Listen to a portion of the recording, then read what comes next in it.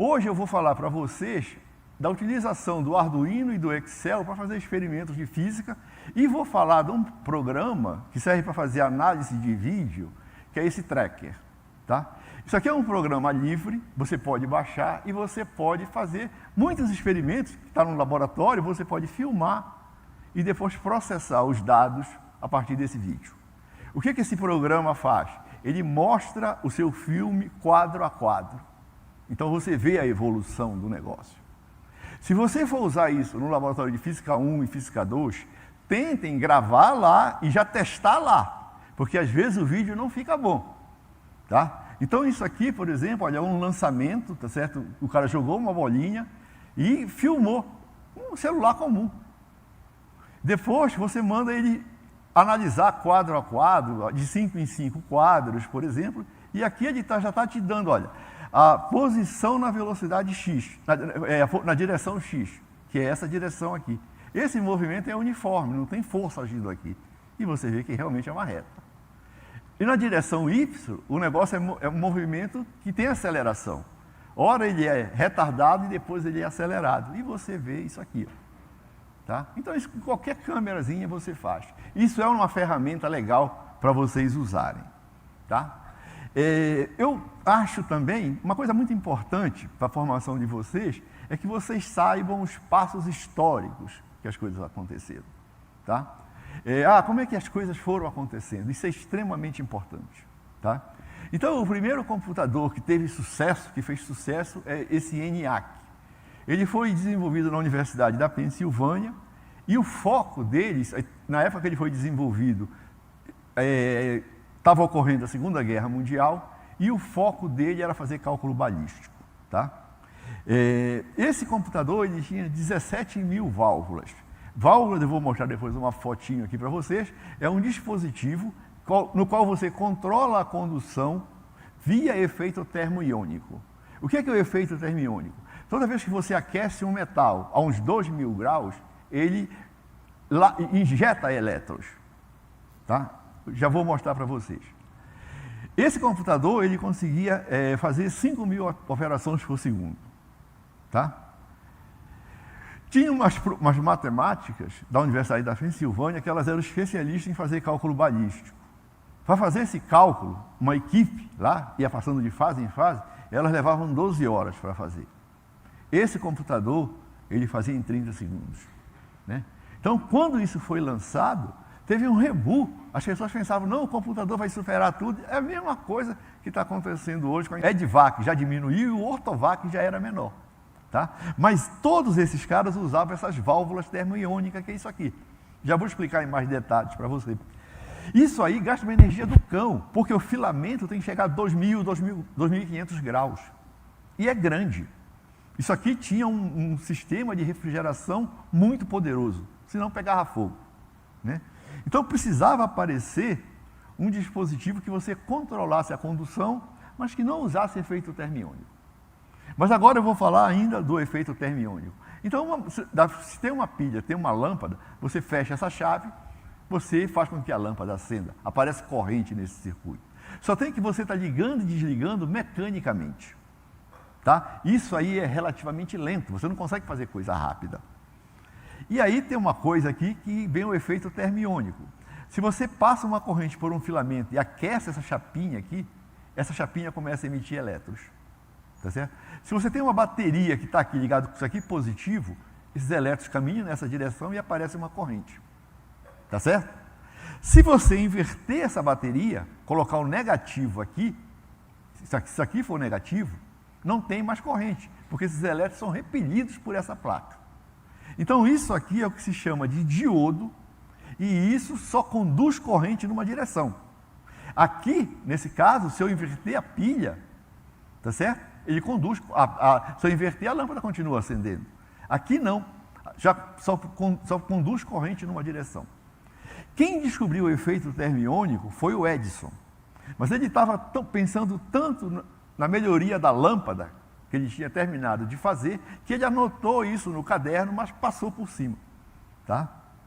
Aí apareceu um cara, em 1906, que é o Lee Forest.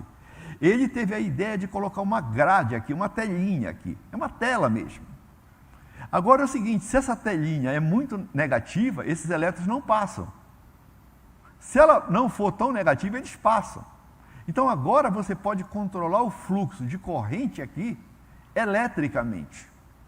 E isso permite você construir um dispositivo que é muito rápido. Tá legal? Porque você pode ligar e desligar, colocar uma onda senoidal, o que você quiser. Isso aqui responde na escala menor que nanosegundo. Tá? Então, quando isso aí foi feito, tá? É que utilizaram esses dispositivos aqui, o anodo. Tá? Então, se você modifica essa tensão da grade, você modifica o fluxo de corrente. Então, você pode ligar e desligar uma coisa eletricamente. Tá? O problema é que isso aí gastava muita energia, dissipava muito calor e tudo que aquece não dura muito. Então, precisava se descobrir um dispositivo, tá, que controlasse o fluxo de corrente, mas que não usasse efeito termiônico. E aí, esse trio aqui, em 1947, eles fizeram o primeiro transistor. Tá? Isso aqui, pessoal, é uma foto do primeiro transistor. Tá? Isso aqui é um clipe, aquele negócio que você usa para prender papel. Tá? Então, isso aqui, mais ou menos, tem 10 por 10 centímetros. Esse acrílico aqui. Tá? E aí os caras viram que você podia construir um dispositivo que controlava a condução, fazia esse LED acender ou não, dependendo da corrente que você colocava aqui. E não usava mais aquecimento. Tá? E aí estava resolvido muitos problemas. Tá certo? Só precisava você desenvolver a tecnologia para produzir isso. O primeiro transistor comercial, ele apareceu em 1954. Então, daqui para cá não tem muito tempo. O primeiro circuito integrado apareceu em 1958. Tá? E é esse pontinho preto que está aqui. Tá? Esse cara já tinha 10 transistores aí dentro. Ele já tinha 10 negócios desse ali dentro. Tá? Aí depois já começou a aparecer vários chips, né, que usavam transistor dentro, que são os circuitos integrados. Um circuito integrado que ficou muito famoso é esse Intel 4004. Esse cara, tá certo? Ele foi feito em 1971 e ele já tinha 2.300 transistores, tá, dentro desse chip. Tá? O seu celular, o chip, a CPU do seu celular, ela tem entre 5 milhões e 10 milhões de transistores. Tá? Um negocinho de 1 por 1 centímetro. Tá? Esse processador Intel 4004, ele era um processador de 4 bits só, e ele foi feito para a construção de máquinas calculadoras. Tá? Antigamente, todas as máquinas para fazer soma, subtração, multiplicação, elas eram mecânicas, você tinha que rodar essa manivela. Então, com isso aqui, essas máquinas sumiram, não precisava mais. Essa aqui era toda eletrônica, durava muito tempo. E aí as pessoas começaram a construir microprocessadores. Tá? Esse 8008 era o irmão mais poderoso do Intel 4004. Aí tem vários que foram aparecendo. Mas eles tinham um problema grave ainda. Deixa eu mostrar aqui para vocês. Engraçado. Tá, isso aqui é um processador, é um chip que é um processador, e eu vou mostrar para vocês por dentro. Tá? Então aqui tem um laser, tá certo, que vai evaporar aquele plástico. Quem nunca viu um chip, depois que chegar lá no ensino, pede para o Bretas lá te mostrar um chip. Tá? Então, olha, ele está removendo o plástico. Tá?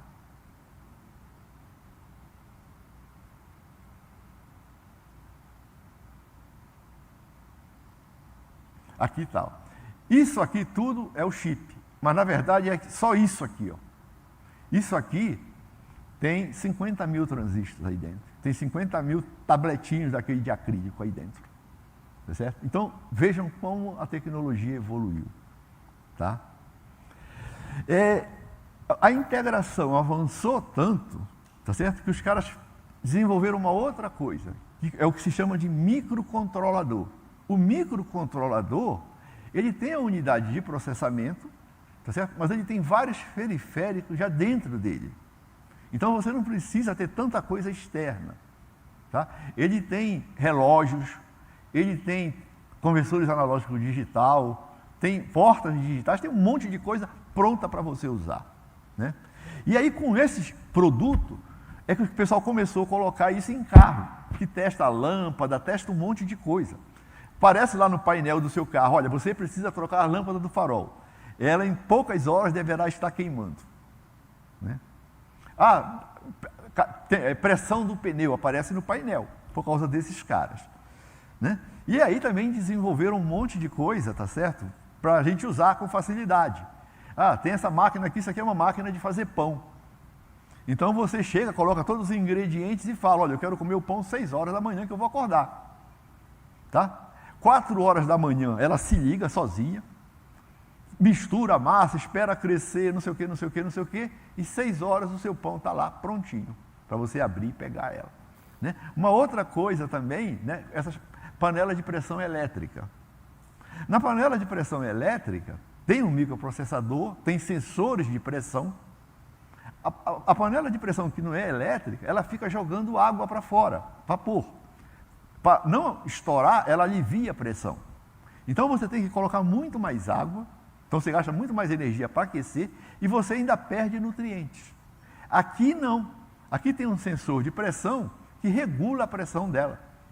Tá? Então ela fica ligando e desligando a eletricidade para manter aquele cozimento, tá certo? E ser muito eficiente, sem perder nada. Tá? É lógico que ela tem uma válvula de segurança mecânica. Se der uma zebra, vaza por ali. Tá? E aí, pessoal, tem um outro pessoal que são os robistas. Os robistas também se utilizaram isso como vantagem para fazer um monte de coisa. O primeiro microprocessador para robista era esse chamado Basic Stamp. Tá? Esse produto não foi muito para frente, tá? Porque tudo você tinha que comprar dessa empresa Parallax. Tá? E aí tiveram uns outros caras que tiveram uma ideia, que foi de fazer esses Arduino, que era um pessoal da Itália, chefiado pelo Massimo Banzi. Tá? Esses caras desenvolveram uma plaquinha, tá certo? Que ela funciona como um microcontrolador, que agora eles chamam até de plataforma, porque você pode fazer um monte de coisa com isso. Tá? Mas a sacada desses caras, a sacada comercial deles, foi não ter patenteado nada. A única coisa que eles patentearam, tá certo, foi o nome Arduino, né? Que os chineses também não respeitam. O chinês faz lá e taca de nome Arduino, porque os chineses não assinaram o acordo de patente. Então eles não precisam obedecer patente. Nem você precisa obedecer o que eles fazem. Tá? Então, esses caras fizeram isso, e isso aí se empesteou no mundo, porque os chineses começaram a produzir. Né? Aí você diz, mas os caras foram prejudicados. Não, na Europa, os caras só compram coisas da Arduino, fabricadas pela empresa Arduino. E já é um mercado grande pra caramba. Né? Mas isso aí se difundiu muito, no mundo todo.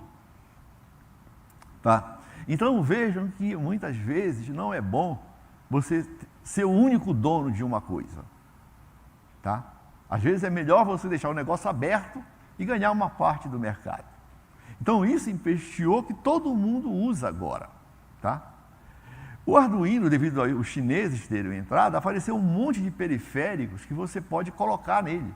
Então isso aqui é um GPS, isso aqui é um relógio, isso aqui é um gravador de cartão, tem um monte de coisa. E isso permite com que você faça um monte de experimentos de física. Tá? Existem módulos que são bem sofisticados. Isso aqui, quando vocês estiverem fazendo física moderna, vocês vão utilizar um contador Geiger. Isso aqui é um contador Geiger que tem um Arduino aqui. Isso aqui é um Arduino que está aqui embaixo, que ele tem um espectrômetro aqui, tem um monocromador. Tá certo? Esses produtos não foram desenvolvidos especificamente para o Arduino, mas você consegue colocar em qualquer microcontrolador. Isso aqui é um radar a laser, para medir distância. É isso que esses carros autônomos usam. O radar de micro-onda, ele é ruim, porque a micro-onda sai divergindo. Você não sabe de onde está vindo o reflexo. Tá? Aqui é um feixe de laser. Ele fica girando. Então você consegue saber de onde é que está o anteparo, o obstáculo. Tá? Então aqui tem um laser, tá certo? Que ele dá pulsos, tá certo? De 2, 3 picosegundos. Então você consegue detectar a variação melhor do que centímetro. Tá?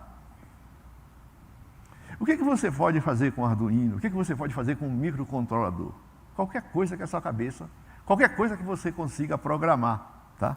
Aqui, por exemplo, eu vou mostrar para vocês uma máquina de grafitar, tá? Aqui tem um motor, aqui tem o outro e aqui tem um spray daquele. E os motores saem puxando a latinha, tá certo? E tem um botãozinho lá com relé, que é o que faz sair a tinta. Tá? Então você pode pendurar isso na parede de um prédio e fazer uma propaganda sem ninguém subir lá. Tá certo? Né?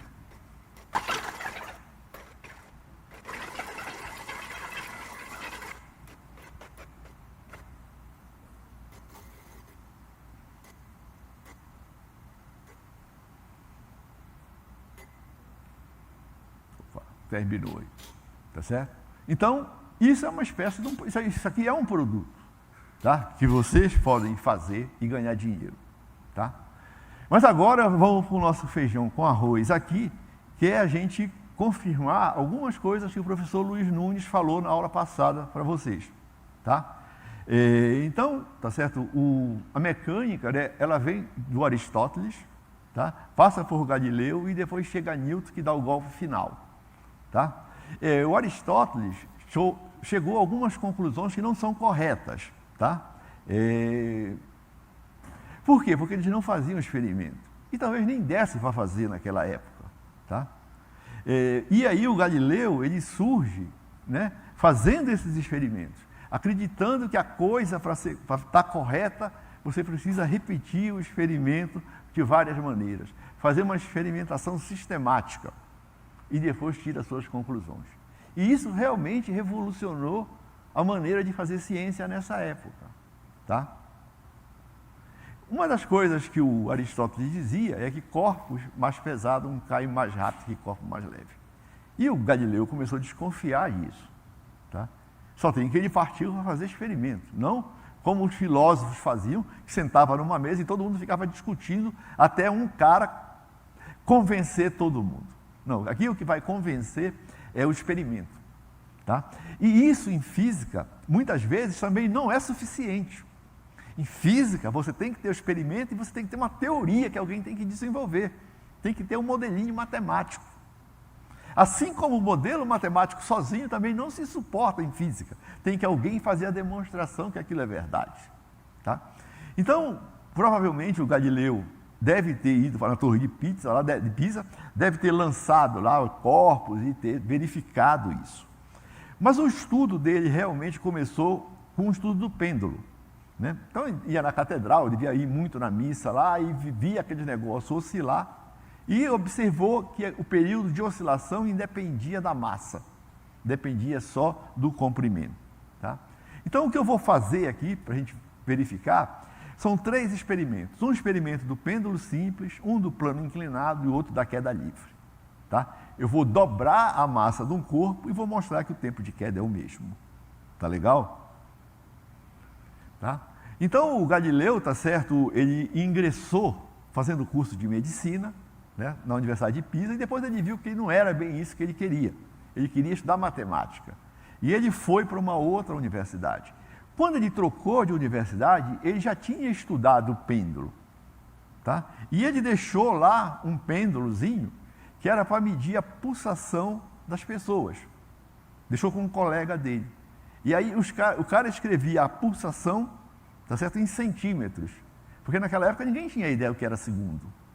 Tá? Então era uma coisa que era feita, a pulsação do cara tantos centímetros, que era o comprimento do pêndulo. Tá certo? Mas ele já deixou a primeira coisa aqui. Tá? O que o Galileu fez, né? o pêndulo? Então é o seguinte, olha, eu posso pensar, o pêndulo está nessa altura, e quando ele chega aqui embaixo, ele está aqui. Então teve uma queda. Só tem que essa queda não foi sobre a ação da força G total, foi de uma fração de G. Tá? Então se o pêndulo sai daqui e vem para cá, ele caiu. Né? E é isso que a gente vai começar a estudar agora. Então aqui, olha, eu tenho um emissor de luz, tá? Um emissor de luz infravermelha, ele vai passar e vai chegar num detetor. E eu vou chacoalhar o meu pêndulo aqui e vou medir. Se eu consigo ligar isso num Arduino e consigo mandar esse resultado para um Excel, eu já vejo o gráfico. Então fica muito fácil você fazer esse experimento, tá? Curso de microcontrolador tem aqui no Instituto. Você pode procurar lá, tem o laboratório completo com tudo, tá certo? Então isso aqui é o que se chama de photogate, tá? Que é aquilo que está ali, ó, tá? Então aqui tem um emissor de infravermelho e aqui tem um detetor de infravermelho. Se estiver chegando luz aqui, isso aqui se comporta como um curto-circuito. Então se aqui tem 5 volts, aqui tem 5 volts e aqui vai ter 5 volts. Quando isso aqui é interrompido, isso aqui é um circuito aberto. Como essa resistência está puxando para a terra, isso aqui tem 0 volts e sai 0 volt aqui. Tá? Mas isso aqui é trivial você construir. Tá? Mas a coisa fica interessante quando você consegue ligar ele ao Excel. Tá?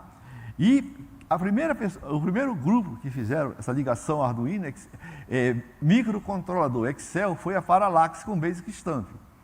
E eu vi isso, achei legal, e aí eu pedi para um estudante desenvolver uma interface que fosse mais amigável.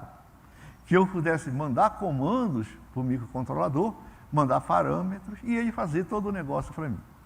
Tá? Então isso aqui foi desenvolvido por um estudante da física computacional aqui. Tá?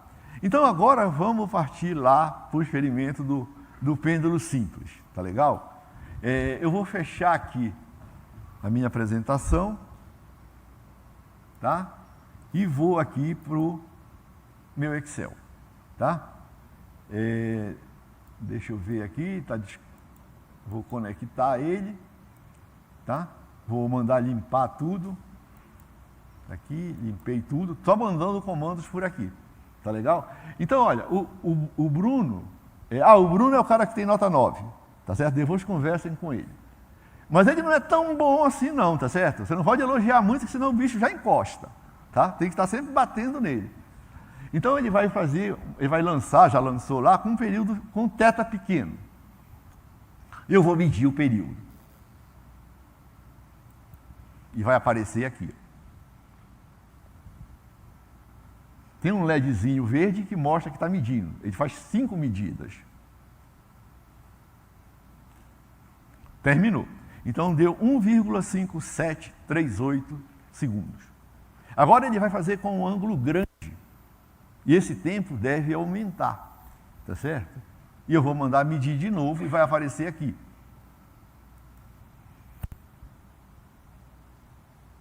Está medindo.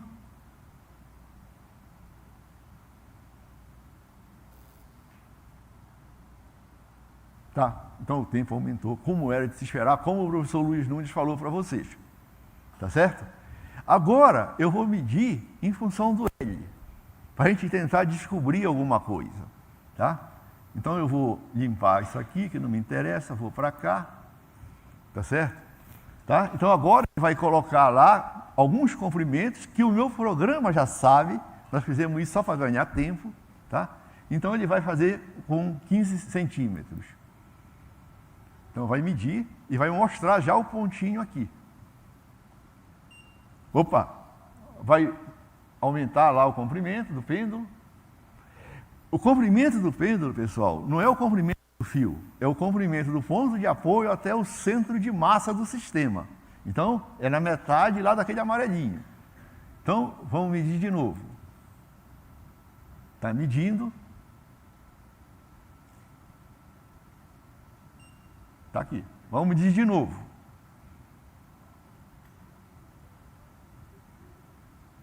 Tá?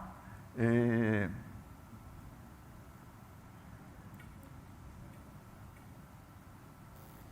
está fazendo tudo com ângulo pequeno, tá? E vamos depois ver o que dá isso. Vamos medir de novo.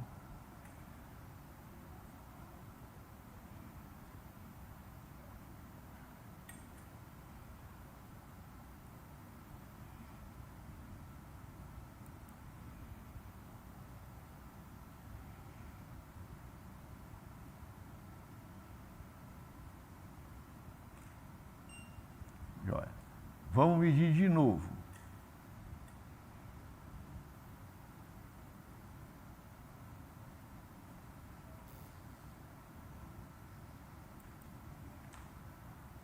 Está aqui.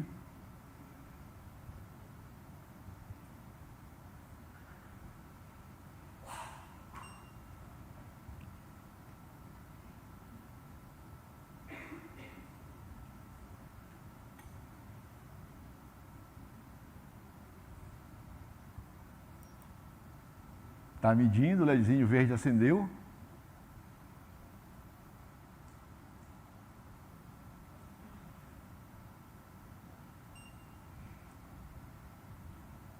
É o último.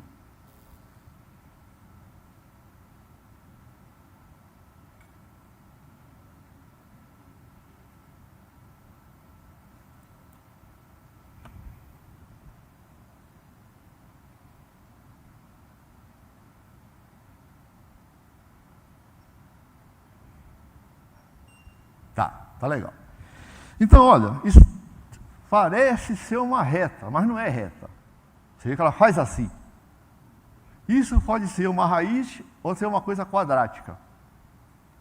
O que você sabe só de olhar, analisar? Qual é o gráfico? É de reta. Então era bom que a gente tentasse transformar isso numa reta. Tá? Que só de olhar a gente já vai saber. Então eu vou quadrar primeiro o comprimento. Piorou, ficou mais torto ainda. Tá? Agora eu vou quadrar o tempo. Está aqui, ó, uma reta. E vocês lembram dessa expressão aqui que o professor Luiz Nunes falou? Né? T ao quadrado é igual a 4L. Tá certo? Então nós chegamos naquela mesma expressão. O Excel já fez o ajuste para mim. Tá legal? Então, mas esse 4, ele é um 4 sofisticado. O Galileu sabia disso. Por quê? Porque de um lado você tem comprimento, do outro lado você tem tempo. Deve ter alguma coisa misturada aí nesse 4. Que naquela época ele não sabia o que era. Ou não sabia escrever, não sabia falar, talvez até tivesse algum sentimento do que pudesse ser. Tá legal? Mas nós chegamos aqui naquela mesma expressão lá que o professor Luiz Nunes falou. Então agora eu vou sair daqui, tá? E vou voltar lá na minha apresentação de novo. Está aqui.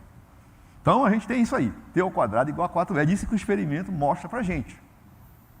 Mas quando você estava no colégio ou está aqui, o cara já te deu essa equação. Né? E esses negócios aqui, essas equações, ela é meio diferentona, mas será que não dá para mexer um pouquinho e chegar nela? Tá certo? Dá. Né?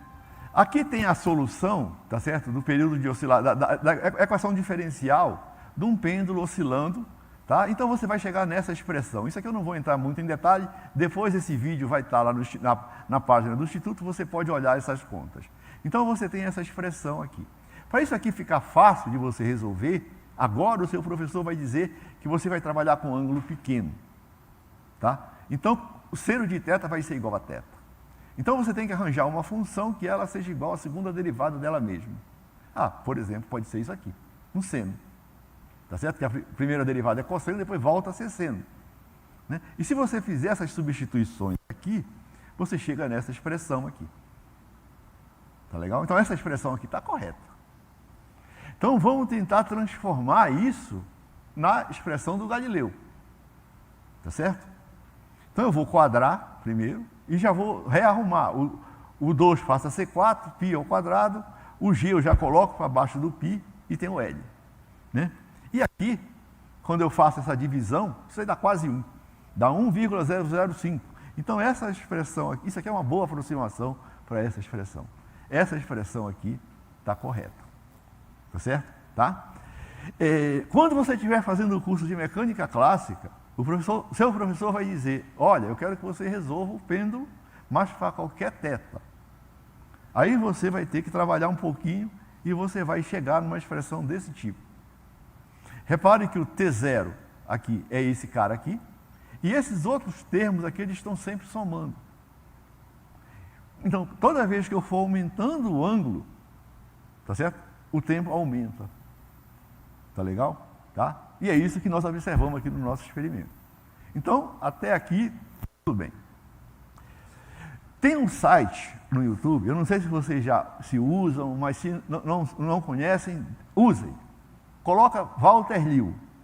Esse é um professor que ele era do MIT e ele tem várias aulas gravadas. E as aulas dele são muito boas. Mas você não tem que assistir como se estivesse vendo novela. Você tem que assistir com um caderno do lado, bicho. Parar, olhar, copiar a conta, escrever, vendo o que ele está fazendo. Então aqui eu vou mostrar um vídeo, ele repetindo esse experimento lá do pêndulo. Tá?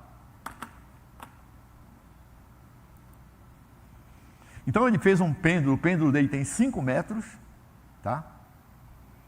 E ele calculou o período, deu 4,57 segundos. Tá?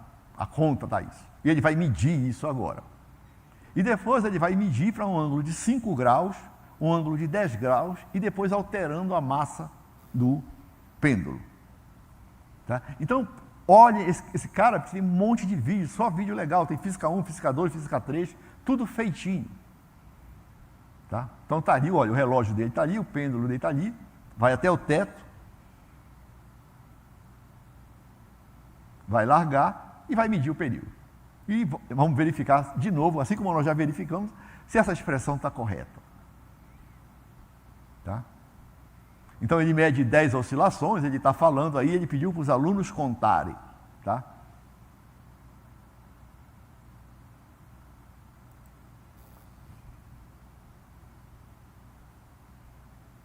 Ó, deu 4, 5, 7. Tá certo? Mesma coisa do calculado. Tá? Ele vai aumentar o ângulo agora para 10 graus. 10 graus ainda é considerado um ângulo pequeno. Então ele vai fazer de novo.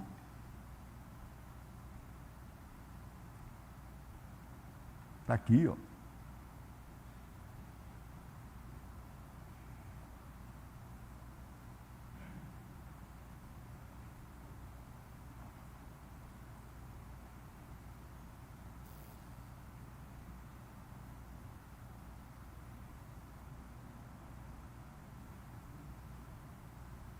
Ó, 4, 5, 7.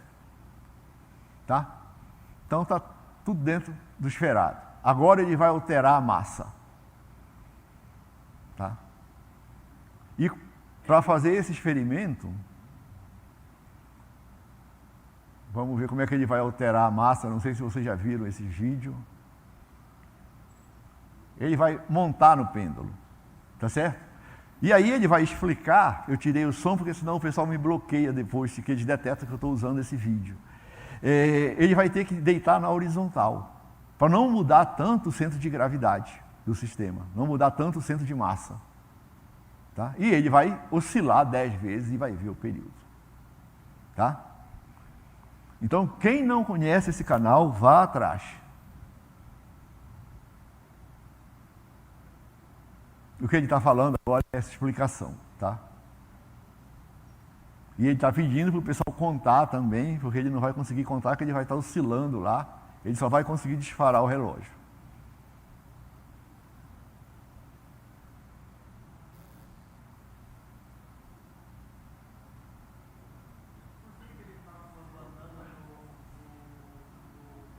Como?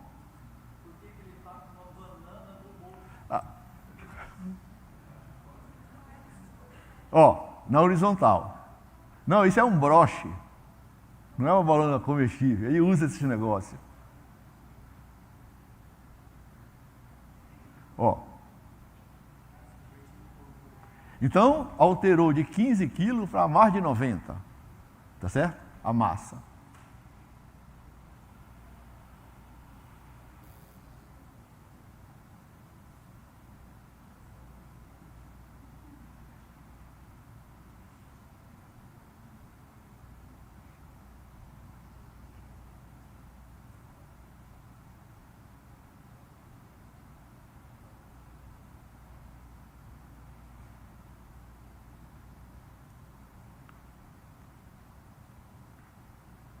Chegou no 10, né?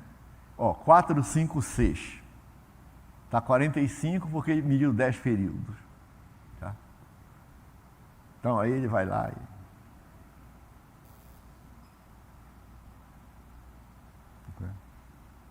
Tá.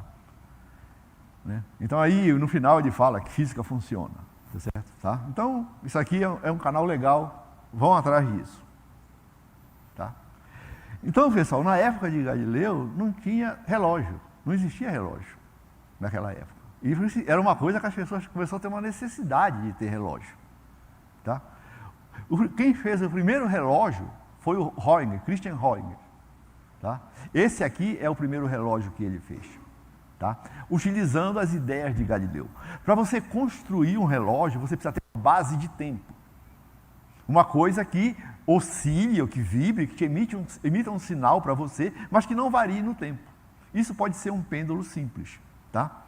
Então, a base de tempo, olha, observe essa ideia, isso aqui é a ideia do relógio. Aqui tem uma massinha que está presa nessa engrenagem. Quando esse pontinho vai para lá, olha, ele libera esse dente, roda, e esse cara fornece um pouquinho de energia para cá. Tá? Esse outro dente aqui, ó, liberou, rodou, e esse outro dente empurra um pouquinho. Porque senão o pêndulo para. É assim que funciona o relógio. Tá? E aí, isso aqui foi construído em 1656, e no outro ano já tinha relógio comercial. Tá certo? Utilizando isso aí. Tá? Só tem o seguinte, né? O principal, as pessoas se deslocavam ou de carruagem ou de barco. E um relógio de pêndulo não funcionaria assim. Relógio de pêndulo não dá para você colocar num barco, muito menos numa carruagem, numa carroça. Né? Mas o Huygens também inventou um outro sistema oscilante, tá? Que é um sistema rotativo. Tá? Esse sistema é isso aqui, ó. Tem uma molinha aqui, tem esse negócio que roda, e aqui é a válvula, é a roda de escape. Tá? Isso aqui agora, você pode ter, os relógios de pulso antigo, mecânico, eles usavam isso. Você podia bater, subir, nada alterava. Navio, acabou-se. A Inglaterra propôs um prêmio para um cara que construísse o melhor relógio náutico. Tá? E o John Harrison, tá certo? Ele era um relojoeiro autodidata. E esse cara, 3 vezes que o governo inglês lançou esse prêmio, 3 vezes esse cara ganhou. Tá? Porque ele sempre fez os melhores de relógio. Né? E as universidades também tentavam fazer, mas não conseguiam competir com esse cara. Tá certo? Então, o que você precisa para ter um relógio? É ter uma base de tempo. Então, qualquer coisa que oscile pode ser uma base de tempo. Se eu tenho um cristal que ele oscila, tá certo? Isso aqui pode ser uma base de tempo, tá? Então, eu posso usar quartzo para fazer uma base de tempo, tá? Quartzo tem vários átomos, isso aqui não está em T igual a 0, isso aqui chacoalha, tá? Então, quando eu dou um pulso elétrico num pedacinho de cristal de quartzo cortado adequadamente, ele chacoalha com uma certa frequência, que isso não muda. E isso aqui é extremamente resistente à vibração, o diabo. Tá? Isso aqui é isso aqui. Ó. Isso aqui é um cristal de quartzo, e aqui é tipo um capacitor onde você dá um pulsinho elétrico e ele fica oscilando. Tá? Esse aqui já é um fechado, é parecido com esse, mas está fechado. O seu computador usa um cristal de quartzo, porque ele precisa se comunicar com outros computadores e ele precisa ter uma velocidade correta para transmitir os dados, senão o outro não vai entender. Esses relógios modernos de bateria, eles têm um cristal de quartzo. Tá? E o cristal de quartzo, a variação dele é 1 milésimo de segundo ao dia. Então, hora ele aumenta, hora ele diminui, hora ele aumenta, mas 1 milésimo. Então, durante 10 anos, você não precisa acertar seu relógio. Durante 10 anos, você precisa trocar a bateria. Tá? Então, isso aqui é um negócio muito importante. Esses relógios de cozinha, eles também têm um cristal de quartzo aqui, tá? E ele tem esse formato aqui, tipo um diapasão. E ele oscila nessa frequência, até essa terceira casa é garantido. Tá? Então, isso aí realmente não atrasa. Então, o tempo do dia a dia, das nossas atividades diárias, pode ser utilizado essa base de tempo agora. Tá? Mas se você está pensando em míssil, coisas muito distantes que ocorram, isso aqui já não é mais uma boa base de tempo. Então tem que arranjar uma outra coisa que oscile. E aí é um sistema atômico, e aí entra os relógios atômicos. Tá? Mas o que o Galileu estava interessado, tá certo? Era em estudar a queda dos corpos. Tá? E ele provavelmente, tem historiadores que falam que não, que isso não aconteceu, mas eu acredito que tenha acontecido. Né? Dele subir na Torre de Pisa lá e jogar um negócio pouco massivo e um negócio muito massivo. E ter observado. Ele deve ter feito isso. Tá? Mas ele não conseguia estudar a evolução temporal se ele tivesse feito esse experimento. E só dizer que chegava mais rápido não era suficiente. Só dizer que chegavam os dois no mesmo tempo não era suficiente. E aí ele bolou o plano inclinado. Então, ele colocava a bolinha aqui em cima, ela vinha para cá, então era como se ela tivesse caído daqui para cá. E ele tentava medir a evolução temporal desse movimento. Inicialmente, ele usou um relógio de água, mas isso aí não tinha precisão naquela época. As torneiras eram muito ruins, ele não conseguia concluir nada. Aí ele teve uma outra sacada, tá certo? Que é fazer o pêndulo, o plano inclinado, com os sininhos lá. Então, ele lançava a bolinha aqui, ela vinha, quando ela batia nos sininhos, ele escutava um barulho. Tá? Ele vinha de uma família de músicos, então ele devia ter um bom ouvido. O som que você consegue distinguir com facilidade é o som que é igualmente espaçado. Tá? Então, se for pem, pem, pem, você consegue distinguir. Se vai variando essa distância entre os barulhos, você não consegue analisar. Então ele teve a sacada de modificar essas posições. Tá certo? E aí eu construí um negócio que é parecido com o que o Galileu fez. Tá? Então isso aqui é o meu plano inclinado, eu posso mudar o ângulo aqui. Aqui tem uma bolinha, tem um eletroímã que segura ela, e aqui tem um emissor e um detetor de infravermelho. Quando a bolinha passa na frente dele, emite um sinal e o meu microcontrolador lê o tempo. Tá? A minha montagem é essa aqui. Tá? Então a bolinha está aqui, ó, está vendo ela aqui? Isso aqui está passando uma corrente, ela fica magnetizada. Quando eu desligo isso, ela começa a cair. E aqui estão os meus sensores. Observe, olha, isso aqui é o emissor e aqui é o detetor. Então, quando ele passar por aqui, eu consigo detectar. E eu consigo também andar com esses caras. Afrouxa esse parafusinho, levo ele para onde eu quiser. Tá? Então, eu fiz provavelmente a mesma coisa que o Galileu deve ter feito. Vou colocar igualmente espaçado. E vou escutar esse barulho. Né? Eu coloquei uma buzininha no meu sistema lá e eu coloquei um microfone com um osciloscópio. E você vê que o tempo vai diminuindo conforme o negócio vai caindo. Então isso significa que a velocidade está variando. E foi o que o Galileu observou. Isso aqui não dá para interpretar. Então agora o que eu posso fazer? Eu posso começar a mudar a direção desses sensores para ficar igualmente espaçado. E eu fiz isso também, porque eu quero um barulho assim. Tá certo? E aí quando eu consigo isso e vou lá, meço essas distâncias, eu vejo que isso varia de maneira quadrática. Tá certo? Tá? Né? Então, isso aí é uma coisa que precisa ser feita. E aí depois você precisa ver se para vários ângulos, se é quadrático ou se não vai mudar. Tá certo? Aqui tem o meu experimento, eu vou mostrar para vocês. Deixa eu ver aqui. Então, olha, esse é o barulho que ele faz. Ó. E agora vai sair, vai cair rápido. Tá? Então, é esse experimento, isso aqui. Tá? Então, deixa eu ver agora aqui onde é que a gente vai. Tá. Então, nós vamos no experimento aqui do plano inclinado. Então, eu vou sair aqui, vou fechar esse cara aqui, não me interessa mais. Não salvar. Vou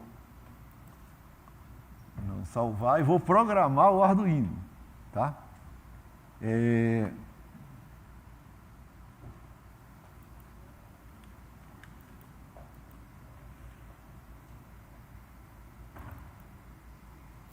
Então agora plano inclinado, está aqui. Ó. Então tem um programa aqui, eu vou transferir para o Arduino. Tá? Então está aqui.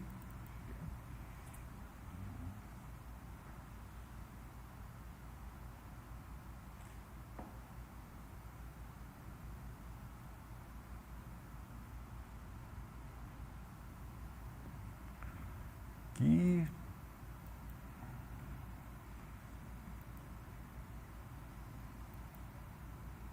Tá? Vou programar o meu microcontrolador.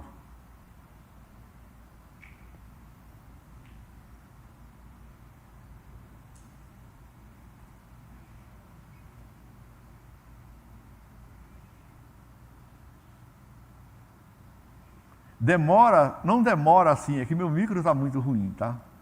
Preciso formatar.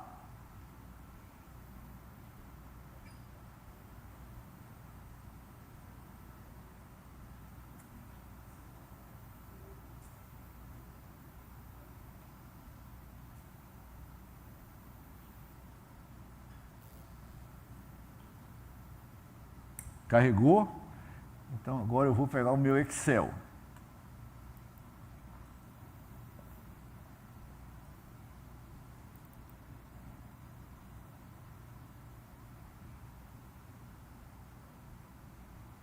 Aqui, Ctrl Q.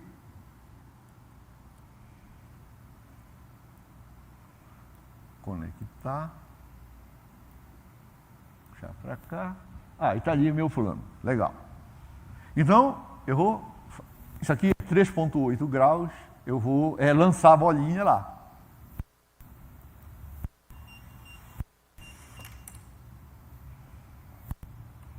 Então, observe que isso aqui é quadrático. Uma parábola. E quando você quadra, fica uma reta. Vamos fazer para outro ângulo. Certo?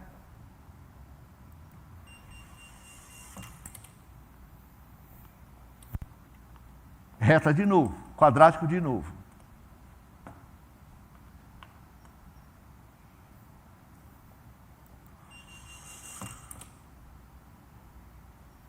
Quadrático de novo.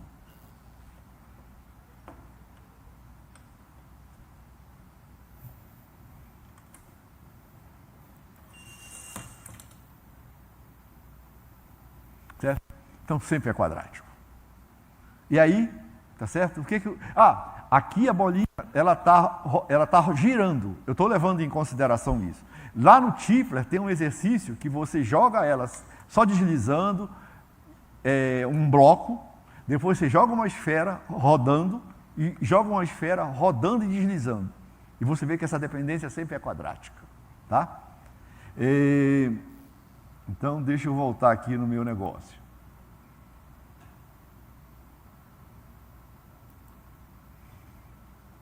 Então é o seguinte, assim é quadrático, assim é quadrático, assim é quadrático, assim vai ser quadrático, não tem por que mudar, tá certo? Mas eu posso fazer um outro experimento para realmente confirmar isso, né? E aqui eu posso fazer com bolinha grande, bolinha pequena, vai ser sempre quadrático, tá legal? Então agora vamos fazer um outro experimento de queda livre, aonde eu vou alterar a massa, tá? Vamos lá, bicho. Tá? A queda livre, né, ela é uma coisa, não é um fenômeno natural, mas ele não é intuitivo. Se você perguntar para um cara que não estudou, uma criança, ele vai dizer que um negócio maior, mais massivo, cai mais rápido, né? Tá? Então aqui eu tenho uma placa de acrílico com fita isolante. E aqui eu tenho o meu sensor, o meu emissor e o detetor. Tá? E eu vou largar isso aqui e vou medir como que isso varia no tempo. E vou dobrar a massa e ver qual é a variação no tempo, de novo. Tá legal? Então, eu vou sair daqui de novo e vou vir... vou fechar isso, que a gente já passou por aqui. Não salvar.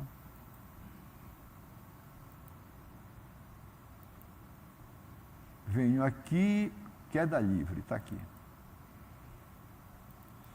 Vou ter que reprogramar lá o Arduino de novo. Eu não estou entrando em muito detalhe técnico, tá? Mas se tiver um grupo que queira depois discutir, a gente pode marcar um outro horário, não tem problema.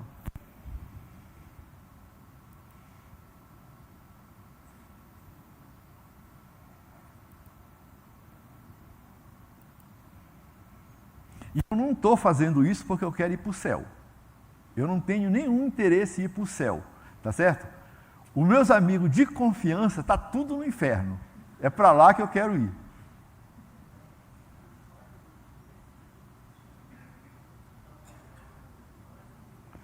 Não, desculpe, eu não estou...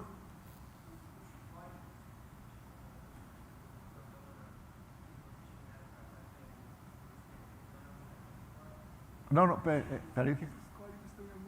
Ah, tá, não, eu vou depois, coloco tudo na rede, tá? Mas no meu canal tem tudo isso. Mas eu posso colocar isso, quando a gente subir aqui no negócio do Instituto, no YouTube do Instituto, eu coloco os programas todos, tá? Mas isso aí é tudo trivial, não tem problema, tá certo? Então, peraí, calma, bicho, deixa eu ver aqui, isso eu já programei. Peraí, deixa eu voltar aqui. Isso aqui, pessoal, é para você realmente usar, tá certo? O que eu estou interessado é que vocês ganhem dinheiro futuramente. Conectar, estou aqui, tá jóia. Então, o Bruno vai lançar aquilo lá, tá certo? Já lançou? Ele já lançou, o Arduino já capturou os dados. E agora eu vou fazer eles aparecerem aqui. Então, esses foram os dados nesse tempo de queda. E aqui dá um G de 487. Isso aí, então, é 9.81. Tá certo? 9.8. Tá? Esse é o G. Agora ele está colocando uma massinha que ele vai dobrar a massa. Tá? Isso aqui é meio de G. Tá? E ele vai lançar de novo. Lançou de novo. E eu vou pegar aqui de novo.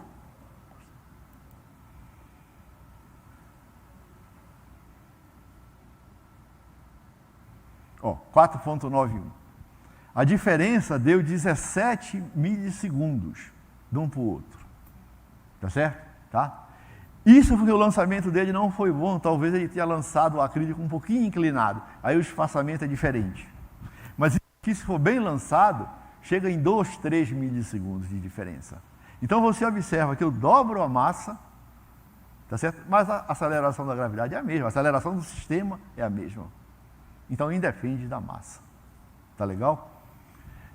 Então deixa eu voltar lá nos meus negócios. E aí agora vamos chegar no Newton, né?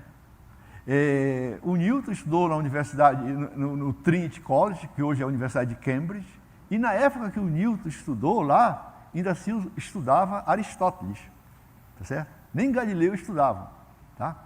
E o Newton fundamentou toda a mecânica, com as suas leis, tá certo? Né? Muita gente acha que o Newton era um cara chato, que ele não era um cara muito criativo, que não tinha habilidade manual. Muitas pessoas falam isso. Não, ele tinha sim. Ele era alquimista. Ele acreditava que você podia transformar ferro em ouro. E ele fez vários experimentos, ele acreditava nisso. Antes dele morrer, ele teve que jogar fora essas anotações, porque ele tinha muito medo que isso aí acabasse com a reputação dele. Mas ele fez isso. Uma outra coisa que ele fez... uma outra coisa que ele foi diretor da Casa da Moeda inglesa. E ele foi o cara que bolou esses rachuriados nas moedas. Você já viu que elas são todas riscadinhas, qualquer moeda? Foi o Newton, foi a ideia do Newton. Por quê? Por que era importante isso? Por que o cara teve a sacada de fazer isso? Era pelo seguinte, pessoal, as moedas de valor, ou elas eram de ouro ou eram de prata. E os caras limavam a moeda, tiravam uma parte dela, roubando. Tinha moeda pequenininha já. Então aí ele bolou esse rachuriado. Se a moeda não fosse rachuriado, você não devia aceitar. Que o cara já tinha tirado uma parte dela. Tá? Aqui, ó. Você vê que está, certo? Faltando um pedaço. Então ele era um cara criativo. Fazia essas coisas. Provavelmente ele não fez os experimentos de mecânica. Porque o Galileu já deixou tudo pronto e muita gente, depois do Galileu, deve ter reproduzido isso. Tá? Né? Então, tem a lei da inércia. Né? Primeira lei lá, tá certo? Né? todo o corpo continua em seu estado de repouso ou de movimento retilíneo uniforme, a menos que seja forçado a mudar de estado através da aplicação de uma força. Então é o seguinte, se um corpo está parado, ele quer ficar parado, né? E você, às vezes, tem que aplicar uma força muito, muito intensa. Então eu vou colocar um bloco de aço aqui em cima desse copo, dessa taça, e vou dar uma martelada em cima. E a taça não vai quebrar. Tá certo? Tá? Se vocês forem fazer isso, não façam com taça, porque você tem que escolher a taça, porque essas taças têm muita tensão mecânica aqui. Tá? Então a primeira vez que eu tentei fazer isso não funcionava. Aí eu fui numa casa que vende taça, peguei umas 4 caixas e expliquei para o cara, lá mesmo eu escolhi, com 2 polarizadores cruzados e coloca ela no meio e ilumina. Tá? A taça boa é aquela que não deixa passar luz, ela não altera o estado de polarização da luz. Mas com o copo de requeijão funciona beleza, tá? Você não, qualquer copo não tem problema. Então é isso aqui, ó.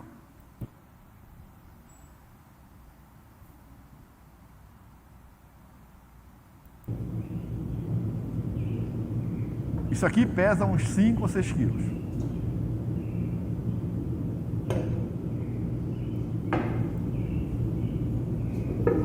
E ó, as marteladas que eu dou.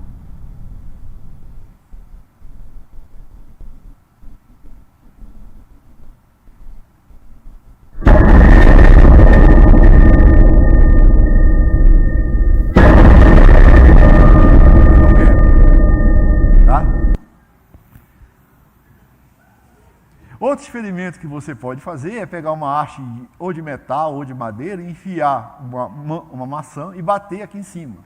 Isso aqui está parado, ele quer ficar parado, só tem que isso aqui vai descer muito rápido na hora que você bate. E a maçã vai subindo. Tá certo? E tem um outro experimento também, que hoje aqui é bom para churrasco. Você pega um ovo, 2 ovos, cozinha um e o outro não. E roda ele em cima de uma mesa. O ovo que foi cozido, quando você coloca o dedo, ele para, e você tira o dedo, ele fica parado.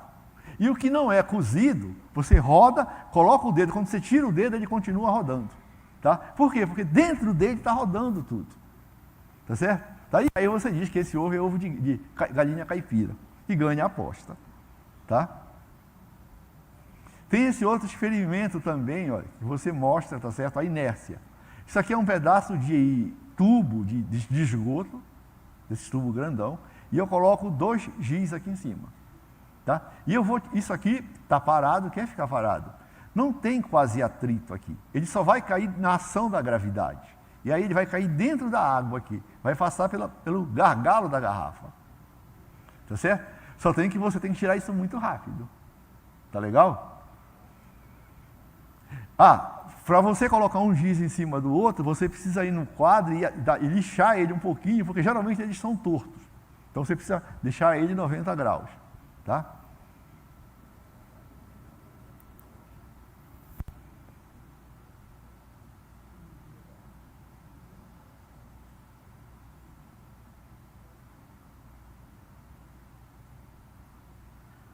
Certo? Tá? Então é aquele negócio, se o cara está em cima do cavalo, o cavalo para, o cara vai para frente. Mas o Galileu fez alguns experimentos nessa direção. Tá? Ele montou 2 planos inclinados assim, e ele jogava a bolinha daqui e ele via que ela chegava na mesma altura. Aí a sacada dele foi de diminuir esse ângulo. Tá certo? Então ela ia muito mais longe. Tá certo? E aí ele imaginou, disse o seguinte, olha, se não tiver nenhuma força de perda na bolinha, e se eu fizer assim, ela deve ir embora. Não precisa de força para ter movimento. Que era uma coisa que Aristóteles dizia que tinha que ter. E ela, então, se não tivesse nenhuma perda, ela ia com velocidade constante para frente. Tá? E aí eu fiz esse experimento aqui, meio de última hora.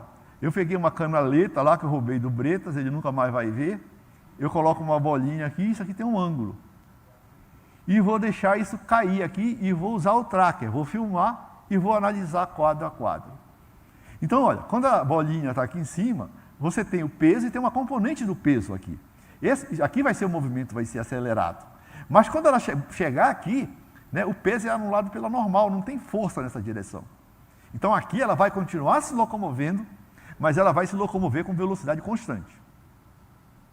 Então vamos verificar se isso é verdade. Ó. É isso que o tracker faz. Tá? Então observem que aqui os tempos de coleta dos frames é o mesmo. Então, olha, observem que aqui, né, o negócio foi, a distância era pequena, aumentou a distância, percorrida no mesmo tempo. Então esse movimento deve ser acelerado. E aqui, onde não tem mais força, olha como a distância é a mesma. Tá certo? Então, você pode ter movimento sem precisar ter força, desde que não tenha nenhuma perda. Tá certo? Né? E isso contradizia as ideias de Aristóteles. Tá? E posso fazer também uma demonstração da segunda lei de Newton. Tá? Então, a segunda lei de Newton fala, né, que para ter aceleração precisa ter força. Tá? Então, o experimento é esse aqui. Ó. Tem um carrinho aqui. Se já resolver esse problema aqui, vai ter uma massinha, um barbante bem fininho. Tá? Essa massa do barbante não é comparável com essas massas, então eu não preciso considerar a massa do barbante. E vou estudar como a aceleração desse bloquinho varia, desse carrinho aqui varia. Tá? Então aqui, né, eu tenho uma aceleração, aqui isola os corpos, não sei o que, o professor de vocês vive falando isso. Então você tem essa expressão, P menos T igual a MA. Né? Tá? E se eu olhar aqui, tá, isolar esse corpo aqui, tá, eu tenho que T é igual a MA. Se eu combino as duas expressões, eu chego nisso aqui. Tá certo? Então eu tenho essas expressões. Tá. Eu preciso saber a aceleração. Né? A aceleração é a variação da velocidade no tempo. Aqui eu tenho um sensor, aquele Photogate, aquele mesmo lá, são dois. E eu coloquei uma chapinha no meu carrinho, que eu tenho uma largura, tá certo? Que eu sei qual é a largura, tá certo? Que é isso aqui, ó. E ela vai passar por aqui. Tá? Então, quando ela passar por aqui, eu sei a largura, meço o tempo, a largura eu sei, meço o tempo, tenho a velocidade. Então, eu posso ter a velocidade aqui e a velocidade aqui. E posso medir também o tempo entre esses dois pontos, que ocorreu isso. Tudo isso aí é tranquilo fazer, um programinha de nada. Então, está aqui o meu experimento. Tá? Esse aqui é um carrinho da Pasco que a gente tem lá, quase não tem atrito, as rodinhas são muito boas, mas isso aqui dá para fazer. Eu só não fiz porque eu estava com preguiça. Então aqui tem esse barbante e aqui está um sisteminha onde eu vou colocar as massas. Isso aqui pesa 5 gramas. E as massas estão aqui, cada massinha pesa 20 gramas. Tá? Então eu vou lá para o meu experimento. Então, olha, travei o carrinho ali e tem uma massa aqui grande que eu já coloquei para ele não acelerar muito. E vou colocar uma massinha ali. Certo? E o meu Arduino já vai medir a velocidade em cada ponto e a distância temporal em cada ponto. Está aqui, ó. Então ele já marcou um ponto. Tá?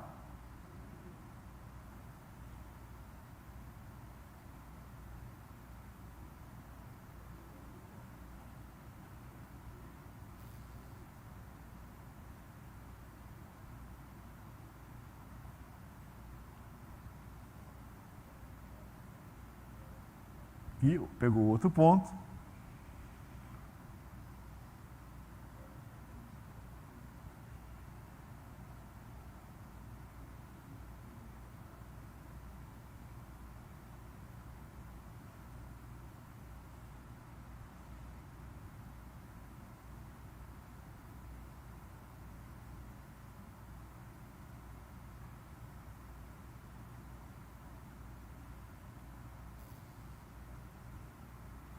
E você vê que, olha, isso aqui é reta, tá?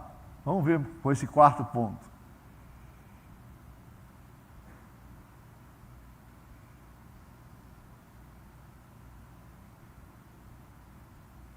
Tá?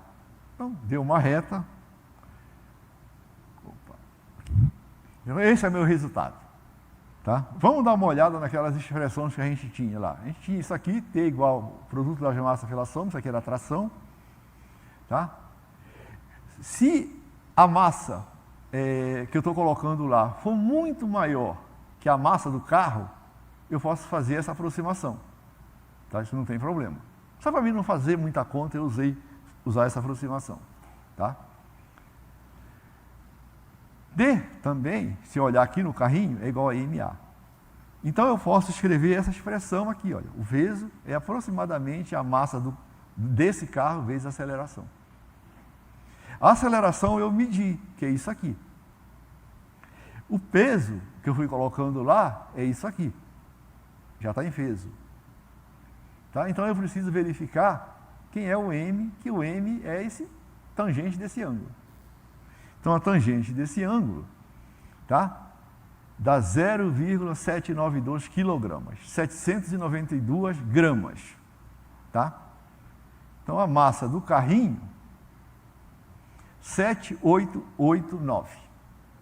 Quando eu fui pesar o carrinho, tá certo? Eu coloquei essas massas aqui em todo o movimento, elas estavam lá, para o carrinho não acelerar muito. Então, olha, errei por 4 gramas em 700, isso aí é menos que 5%, muito menos que 5%. Tá? Então, verifiquei também a segunda lei de Newton. E tem a lei da ação e reação. Né? Aqui eu vou usar uma balança. Essas balanças custam 20, 30 reais, você vai lá e compra. Essa balança ela tem um sensor aqui que chama strain gauge, que está colado aqui. Colado aqui, desculpe, nessa parte, que é isso aqui. Isso é um sensor que quando você torce ele muda o valor da resistência ômica dele. Tá? É isso que essas balanças têm. Tá? Então, eu peguei uma balança dessas aqui, tá aqui, os sensores estão aqui, eu coloquei um suporte aqui em cima. Ó. E eu peguei uma outra balança, eu furei ela por baixo, tá? E coloquei um outro suporte e aqui, olha, um plástico aqui e outro plástico aqui em cima. Tá? E eu vou encostar isso nisso aqui, ó. Certo? Quando eu encosto, o que vai ter? Vai ter uma força-peso que está nessa direção. Uma força nessa direção. Vai ser aplicada nessa outra balança aqui de baixo, o peso dessa aqui. E essa balança aqui vai ter uma reação, que está para cima, que está aqui. Se a terceira lei de Newton for verdade, a toda ação corresponde a uma reação. Então, vamos ver se isso é verdade. Opa! Está aqui as minhas balancinhas. Esse aqui eu podia ter trazido, mas não trouxe, mas eu tenho o vídeo. Acreditem. Então, está aqui. Ó. Vou colocar essa balança em cima da outra. 4,25, 4,25. Certo? Então, toda ação corresponde a uma reação. Tá legal? Então, pessoal, observem que esses experimentos você pode fazer todos. Eu sei que agora, não aconselho vocês a mexerem nisso agora. Agora você tem que se preocupar com as disciplinas. Tá certo? Mas vocês não têm direito a férias. Vocês não têm carteira assinada. Nas férias você tem que estar aqui fazendo essas coisas. Tá certo? Você tem que tirar um tempo para fazer isso, para usar a infraestrutura. Tá certo? Quando eu falo, eu não fiz nada. Quem fez esses negócios, esses pedaços para mim, foi toda a oficina mecânica. A gente tem uma estrutura ótima. Então você pode usar isso. Tá? E isso vai melhorar muito a sua formação. Tá? Então, você é muito novo para estar cansado. Eu tenho 68 anos, nunca fico cansado. Tá certo? Tem hora que eu fico puto porque tudo dá errado. Mas quando deu certo, já descanso. Tá? Então, pensem nisso. Tá certo? Então, muito obrigado.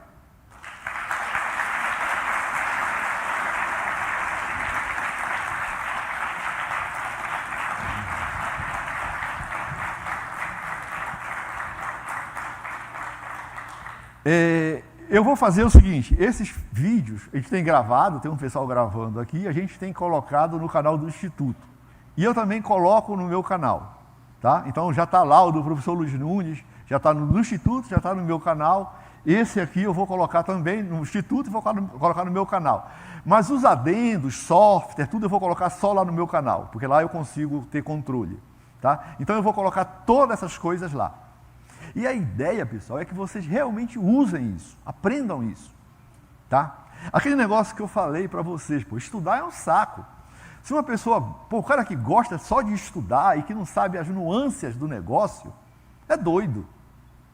Tá? Você tem que saber os detalhes. Como é que foi feito, qual era a ideia, qual era o problema.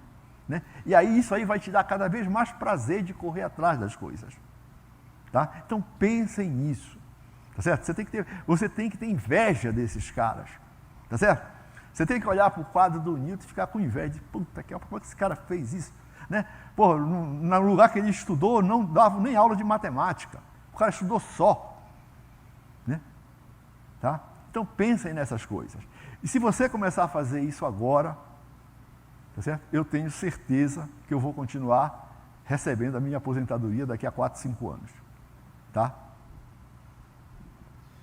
Muito obrigado, Luiz. Vamos abrir para perguntas aí, quem tiver perguntas, comentários.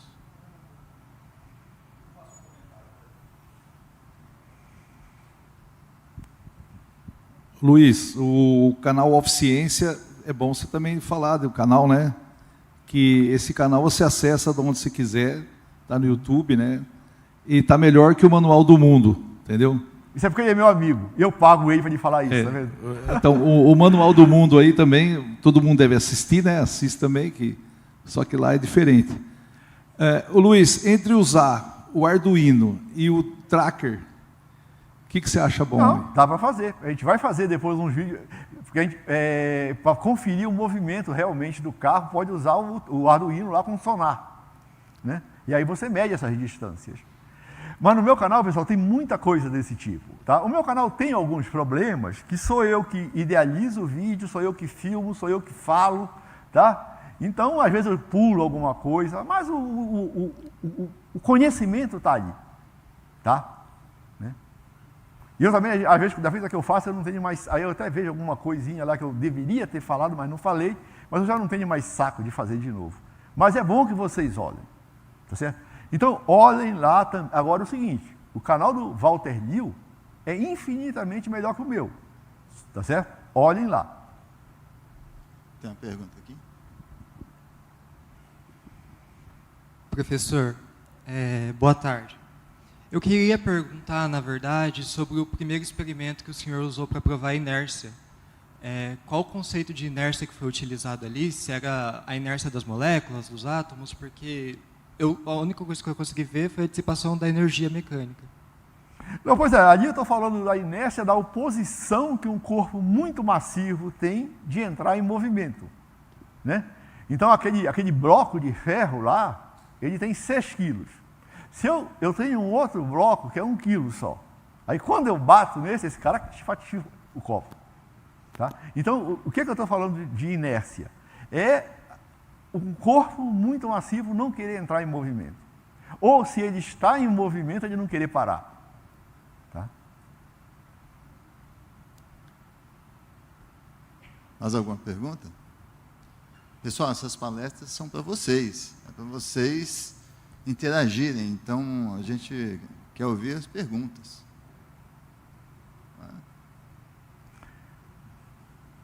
O pessoal da Fiscomp aí não está interessado no Arduino, no Tracker?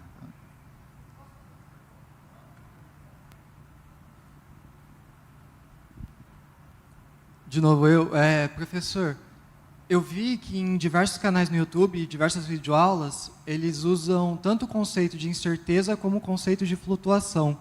Esses dois termos têm significados parecidos? Olha, incerteza da medida... eu acho que sim, tá certo? Né? Eu acho que quando você está falando em medida, não em, tá certo, em outra direção, tá? Eu vejo como a mesma coisa. Bom dia, professor. Eu fiquei uma certa dúvida quando você explicou aquele princípio como se fosse um circuito que você aumentava a tensão ou aumentava a temperatura e você conseguia manipular a corrente elétrica.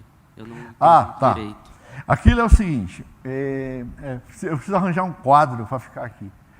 É o seguinte, quando você tem um filamento, um tungstênio, você faça a corrente, pode ser cobre também.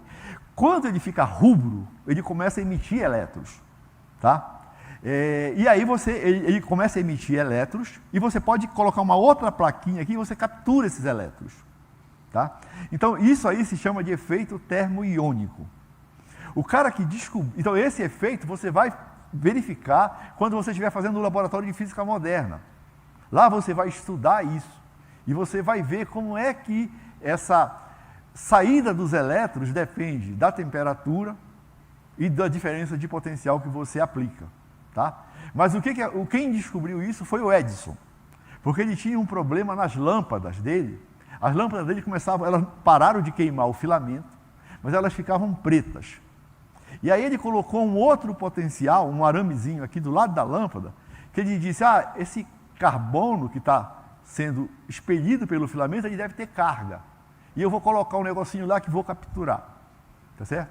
E aí ele viu que ele só tinha corrente numa direção, tá certo? Mas o carbono estava completamente descarregado, as lâmpadas continuavam ficando pretas. Tá? E isso aí foi uma grande sacada na época, a construção das válvulas. Porque sem válvula você não podia ter rádio, não tinha nada. Tá certo? Então, ele não teve a expertise, ele estava muito preocupado, né, em desenvolver a lâmpada, que ele não prestou mais atenção numa possível aplicação que aquilo tivesse. Aí outras pessoas usaram, mas isso aí estava lá no caderno dele. Tá? E essa descoberta foi feita muito tempo depois. Tá? Que alguém pegou os cadernos dele, começou a ler e disse, não, o cara descobriu, foi ele que descobriu o negócio. Tá? Acho que tem uma pessoa lá no fundo.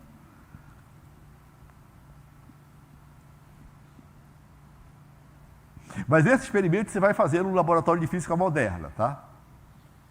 Já que o senhor está abrindo na discussão dos circuitos, eu fiquei muito confusa sobre o circuito que tem emissão de infravermelho. Eu não entendi muito bem onde entrava o fio terra. Tá. Perdida. Não, aí é o seguinte, tá? Você tem, vamos lá, você tem um espectro visível, tá certo? Onde você enxerga. Colado no espectro visível tem a região do infravermelho. Nessa região, o seu olho não é sensível, tá? Então, se eu tenho um detetor de infravermelho, ele não detecta essas lâmpadas, tá? Que essas lâmpadas estão emitindo no visível. Por isso eu usei infravermelho. Tem LEDs, você conhece LED? Tem LED igual aquele que estava aceso ali, que ele emite luz verde, mas tem LED que emite infravermelho.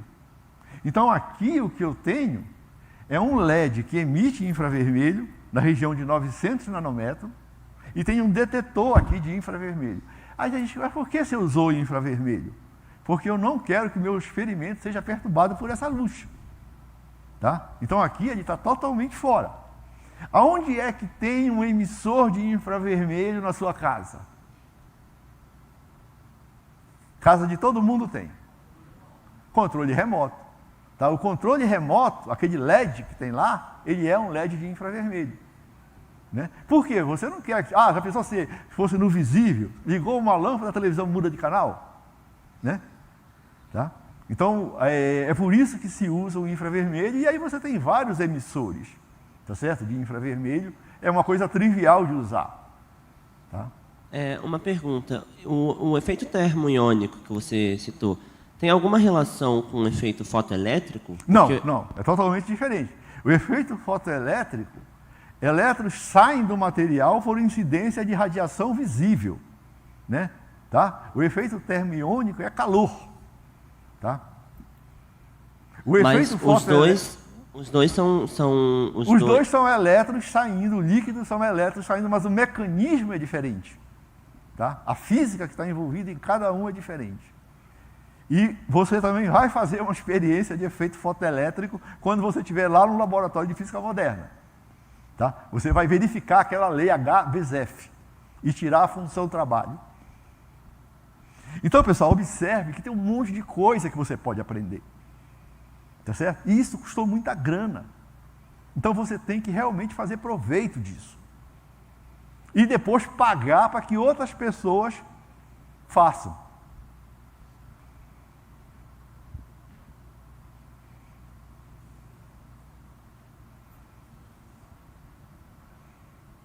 Antônio, eu vou contar uma experiência pessoal que eu me deparei no primeiro ano de graduação que me deixou fascinado. É a questão da ação e reação e mais, o real significado de massa inercial. E o experimento que eu estou me referindo é o seguinte: você tem 2 carrinhos num trilho de ar, e eles estão unidos inicialmente, ou seja, por uma mola pressionada ou por um magneto. Sim, Com repulsivo lá. De mesma face, encostado, norte-norte. Daí você corta o barbante e ele sai para um lado e para o outro.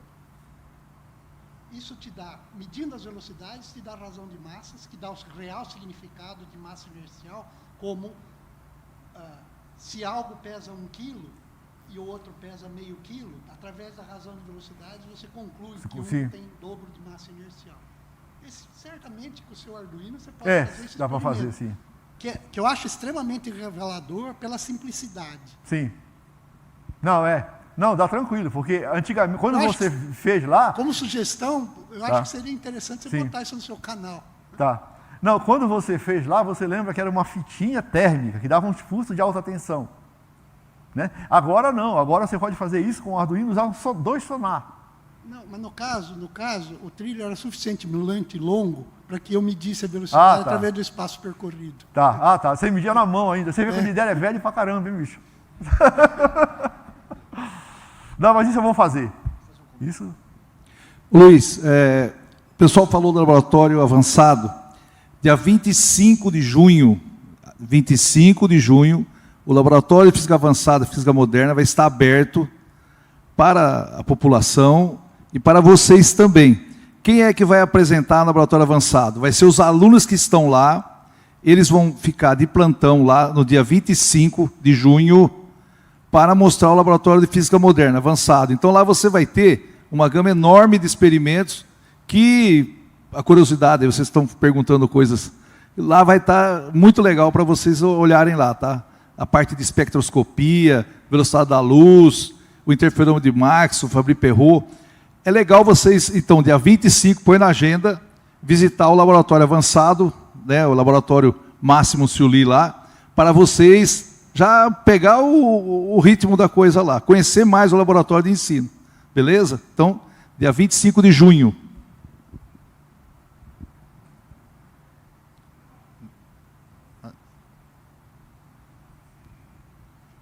Queria aproveitar só para agradecer o Luiz, e não só pelo empenho ano passado, esse ano de novo, né, com essas aulas dentro do direcionamento, mas também pela empolgação. Né? Eu acho que isso contamina a gente, que é docente, imagino que também os alunos, e que muitos anos ainda que você continue nessa empolgação. Aí. Muito obrigada, Luiz. Não, muito obrigado. Não, pessoal, esse negócio é uma questão de você gostar da coisa. Tá? Eu gosto de fazer essas coisas, eu gosto de fazer esses experimentos. Tá? Por quê? Porque cada vez eu estou entendendo mais coisa. Tá? Então eu sou muito motivado. Isso vocês têm que aprender. Para fazer essas quinquilharias aqui, te leva a fazer coisa sofisticada. De vez em quando eu faço um negócio muito sofisticado. Tá? Mas por quê? Porque eu mexi nesses negócios. Tá? Mais alguma pergunta, pessoal?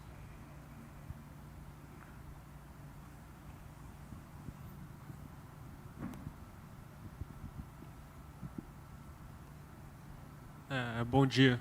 Eu gostaria de fazer uma pergunta sobre ambiente de trabalho, na verdade. Qual seria a diferença entre trabalhar em um laboratório particular e um laboratório de universidade pública ou universidade particular? Olha, rapaz, aqui em São Carlos, os laboratórios que a gente tem... Bom, vou falar primeiro de ensino. Eles são muito diferentes de qualquer outro lugar. Por quê? Porque os professores da velha guarda, tá certo? E aí eu nem estou me incluindo nesse negócio, eu sou metade. Mas os caras que fundaram o Instituto, eles sempre tiveram uma preocupação muito grande de você ter bons laboratórios. Tá? Então, os laboratórios nossos, eles são invejáveis. Aí você diz, porra, mas por quê? Porque não tem, são pouquíssimos experimentos que são comprados totalmente. Você compra uma parte, o resto você faz aqui. Qual é a grande vantagem? Não tem nada parado. Quando uma coisa dá defeito, você vai lá e conserta, porque foi você que fez. Tá? Então, o poderio que tem o nosso laboratório de ensino, nenhum outro lugar tem. Tem muito experimento. Tá certo? E quando você vai para a pesquisa, também é a mesma coisa. Tem muita grana envolvida. Muito dinheiro da FAPESP. Tá? Mas eu acho que o diferencial daqui era que os professores que fizeram o Instituto no início, eles gostavam de fazer aula, eles gostavam de fazer essas coisas. Né? Então, não tem coisa parada. O governo federal comprou vários laboratórios de física moderna para várias universidades, importou. Isso você precisa ter grana para manter. Então, tem muito experimento, a maioria dos experimentos não funcionam nesses lugares. Aqui não. Aqui o que a gente compra é a válvula de efeito fotoelétrico. Toda a eletrônica, tudo é feito aqui. Ah, deu uma zebrinha, é só trocar a válvula. Tá? Então as coisas aqui realmente elas estão funcionando na totalidade por causa desse negócio, que não é comprado o pacote. Pessoal, essa última pergunta aqui, a gente vai encerrar. Só para finalizar, já que entrou no assunto de laboratório, o senhor falou que a maioria das coisas, quase tudo é feito aqui, gostaria de saber das suas pesquisas e das suas contribuições para o Instituto nesse quesito. Tá. Eu trabalho com ótica, com laser, né? Então, eu tenho muitos trabalhos que são na detecção de materiais, na descoberta de materiais que dão para fazer laser, tá? Meio ativo para laser. Eu estudei esses materiais, fiz eles funcionarem como laser. Estudei outros materiais que funcionam como sensor de temperatura, tá? Mas é sensor nanométrico. É um sensor que pode caber dentro de uma célula, para você medir temperatura de uma célula só, tá? Então isso você faz também com espectroscopia óptica, tá certo? Eu posso depois falar para vocês, a gente pode pegar um outro dia, mostrar para vocês isso, tá? Então eu tenho eu nunca tive uma área muito definida, tá certo? Eu sempre trabalhei com coisas bem diferentes. Por exemplo, o professor Lidério, tá, que está aqui, nós fizemos 2 experimentos, tá certo, diferentes. Um era de largura de linha no processo de absorção de 2 fótons, tá certo? E o outro foi em semicondutor com efeito Raman, tá certo? Que nós estudamos ressonância de fano, tá? E essas outras coisas que eu te falei lá são materiais mais aplicados. Eu também trabalhei com conversores de radiação. As células solares, elas são muito eficientes na região de 900 nanômetros. E o Sol não chega na Terra essa radiação. A radiação que chega na Terra é visível, aonde a célula solar não é muito eficiente. Então, eu estudei materiais que você converte luz visível em luz infravermelha para fazer um recobrimento da célula solar e transformar ela numa coisa mais eficiente, né? O problema que nós temos aqui é que geralmente a gente não trabalha com uma empresa associada que vai fazer aquilo. Então o negócio é que a gente faz o trabalho, publica os artigos têm citação, mas a gente não chega a ter um produto, né? Coisa que acontece nos Estados Unidos, né? Então, nos Estados Unidos apareceu uma ideia e alguém vai lá querer comprar a sua ideia, né? Tá? E aí, se vocês terminarem os seus estudos e montarem a sua empresa pode fazer, né, o produto que derivou daquela pesquisa, né? Bom, devido ao horário, a gente vai então encerrar hoje, mas o Luiz Antônio é muito acessível, então quem tiver mais perguntas, por favor, procure o Luiz Antônio. Depois ele pode mostrar no laboratório, tudo isso que vocês viram aqui de longe, vocês podem botar a mão na massa e trabalhar com ele. Eu tenho certeza que ele vai ter muito prazer de receber vocês. Tá certo? Vamos agradecer novamente ao Luiz Antônio por todo esse esforço.